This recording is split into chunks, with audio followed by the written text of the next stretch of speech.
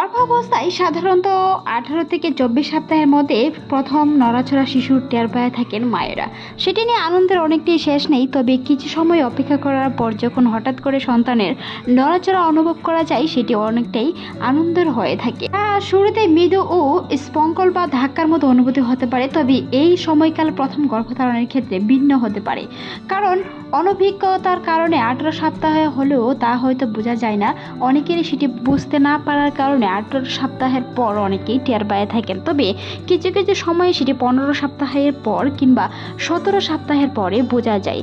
যদিও বোঝা যায়, সেটি অনেকে না বোঝার কারণে তার সন্তান নড়াচড়া করছে না বলেই অনুভূতি করা হয়, তবে হালকা পাতলা কিছু নড়াচড়া করার কারণে অনেকেই টের করতে পারেন না। নড়াচড়া স্বাভাবিকভাবে বোঝা যায় কখন থেকে? 18 থেকে 24 সপ্তাহ বেশিরভাগ মা এই সময়ের মধ্যে শিশুর নড়াচড়া অনুভব করতে শুরু করেন। প্রথম কয়েক সপ্তাহ শুরুর দিকে নড়াচড়ার অনুভূতিটি হবে খুব হালকা এবং অনেকটা পেটের ভেতর থেকে মৃদু ও স্পঙ্কল বা গ্যাসের মতো কিছু হতে পারে। এরকম কিছু শব্দ হতে পারে বা হালকা পাতলা কিছু নড়ছে বলে বোঝা যাবে। অনুশীলনের মাধ্যমে গর্ভাবস্থা যত এগোতে যাবে শিশুর নড়াচড়া তত বেশি স্পষ্ট ও শক্তিশীল হয়ে উঠবে। নড়াচড়ার ধরন ও লক্ষ্যকরণ গর্ভাবস্থায় তৃতীয় সেমিস্টার গর্ভাবস্থার আরও স্পষ্ট হয়। আপনি যদি লাথি, ঘুষি বা শরীর ঘোরানোর মতো অনুভব করে থাকেন, তাহলে আপনাকে বুঝতে হবে সন্তান নড়াচড়া শুরু করে দিয়েছে।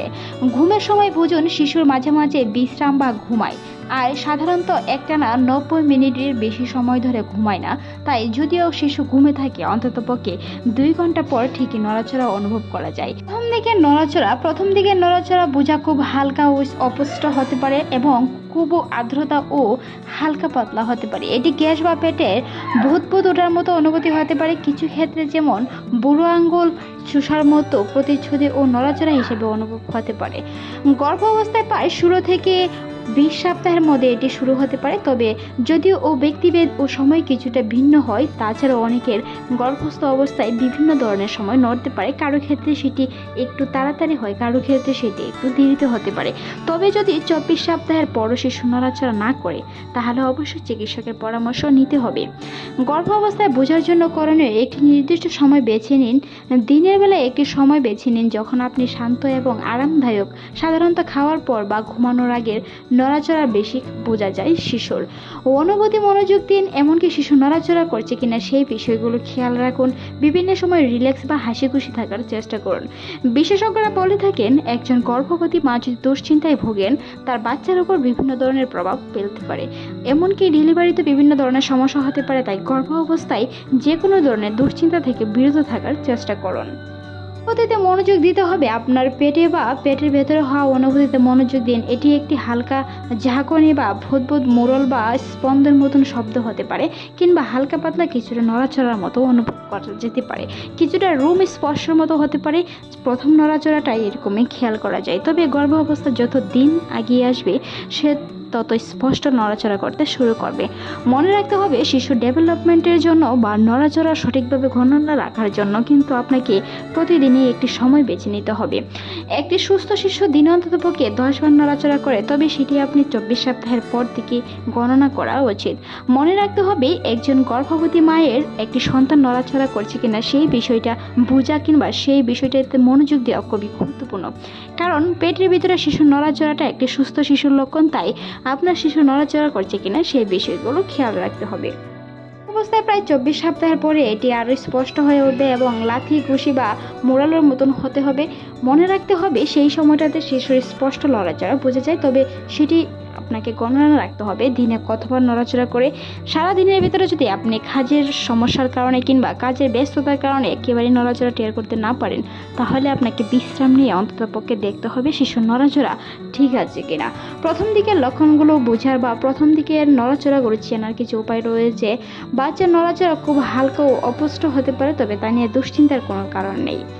মায়েরাই বলে থাকেন, বিভিন্ন ধরনের ব্যথা হয় কিংবা বিভিন্ন ধরনের ভূমি মর্নিং সিকনেসের কারণে অনেক সময় শিশুর নড়াচড়া খেয়াল করতে পারে না। নিজের অসুস্থতার কারণে গর্ভস্থ বাচ্চার নড়াচড়া কিংবা আপনার শরীর ক্লান্ততা অনুভবের কারণে সারাদিন শুয়ে থাকার কারণে শিশুর নড়াচড়াটি বুঝতে পারেন না। তবে মনে রাখতে হবে শিশুর নড়াচড়া বা গর্ভধারণের পরে অনেক ধরনের সমস্যা বা অনেক ধরনের রোগে সম্মুখীন দেখা দেয় গর্ভবতী মায়েদের। তবে সন্তান প্রসব হওয়ার পরে সেটি আবার চলে যায়। তবে যদি আপনার যে কোনো ধরনের রোগ বেশিরভাগ সময় হয়ে থাকে বা সেটি আপনার সহ্যের বাইরে হতে থাকে, তাহলে অবশ্যই চিকিৎসকের সাথে কথা বলতে হবে। কিছু জরুরি বিষয় জানতে হবে। প্রথম গর্ভধারণ, এটি যদি আপনার প্রথম গর্ভধারণ হয় তবে 18 সপ্তাহের আপনি শিশুর নড়াচড়া নাও বুঝতে পারেন, তা স্বাভাবিক, যা আপনার প্রথম বাচ্চার ক্ষেত্রে হতে পারে। তবে ডাক্তারের পরামর্শ নিতে হবে যদি আপনি 28 সপ্তাহের বেশি সময় ধরে গর্ভবতী হন এবং মনে করেন যে আপনার শিশু নড়াচড়া কমে গেছে, তবে দেরি না করে অবশ্যই আপনাকে চিকিৎসকের বা প্রদানকারীর পরামর্শ নিতে হবে। নিয়মিত পর্যবেক্ষণ করতে হবে। গর্ভাবস্থায় শিশুর নড়াচড়া স্বাভাবিকভাবে পর্যবেক্ষণ করা অত্যন্ত গুরুত্বপূর্ণ। ডেলিভারি কিংবা শিশুর সুস্থতার পক্ষে অন্ততপক্ষে ডেলিভারি শেষ পর্যন্ত নিয়ে যাওয়ার জন্য অবশ্যই শিশুর নড়াচড়াটা খুব গুরুত্বপূর্ণ। মনে রাখতে হবে 28 সপ্তাহের পরে যদি সন্তানের নড়াচড়াটা হালকা পাতলা হয়ে থাকে, অপুষ্টভাবে হয়ে থাকে, তাহলে অবশ্যই চিকিৎসকের পরামর্শ নিতে হবে। 18 থেকে 24 সপ্তাহ বেশিরভাগ মাই এই সময়টাতে শিশুর নড়াচড়া অনুভব করতে পারেন, যেটি সমস্যার কারণ নাও হতে পারে। তবে বিভিন্ন ধরনের সমস্যা, বিভিন্ন ধরনের ব্যথায় সংরক্ষণ করে অবশ্যই গরম পানি ছেঁক বা বিভিন্ন ধরনের ঝাড়ানি করতে যাবে না, যেটি আপনার সন্তানের উপর বড় ধরনের প্রভাব ফেলতে পারে। সন্তান দেরিতে নড়াচড়া করতে পারে। প্রিমেচিওর শিশু থেকে শুরু করে কম ওজনের শিশু পর্যন্ত জন্মগ্রহণ করতে পারে। তাই গর্ভ অবস্থায় অবশ্যই সতর্কতা অবলম্বন করতে হবে। দূরে কোথাও ভ্রমণ থেকে, সিঁড়ি দিয়ে ওঠানামা, ভারী কোনো কাজ বহন করা থেকে বিরত থাকার চেষ্টা করুন। পুষ্টিসম্মত খাবার খাওয়ার চেষ্টা করুন। নিয়মিত পানি পান করার চেষ্টা করুন। বিশেষজ্ঞরা বলেন একজন গর্ভবতী মা অন্ততপক্ষে 4 লিটার পানি প্রতিদিন খেতে হবে, যেটি আপনার এমনিওটিক তরল, রক্ত পজিটিভ কিংবা হিমোগ্লোবিন ঠিক রাখতে গিয়ে অবশ্যই প্রচুর পরিমাণে পানি পান করা উচিত। এটি আপনার নর্মাল ডেলিভারিতে অনেক সহায়তা করে থাকে, সেই সাথে সুস্থতার অনেকটাই হেল্প করে থাকে। আজকের এই ভিডিওটি এই পর্যন্ত। ভালো লাগলে সাবস্ক্রাইব করবেন, সেই সাথে আপনার মতামত জানান। এতক্ষণ দেখার জন্য অসংখ্য ধন্যবাদ।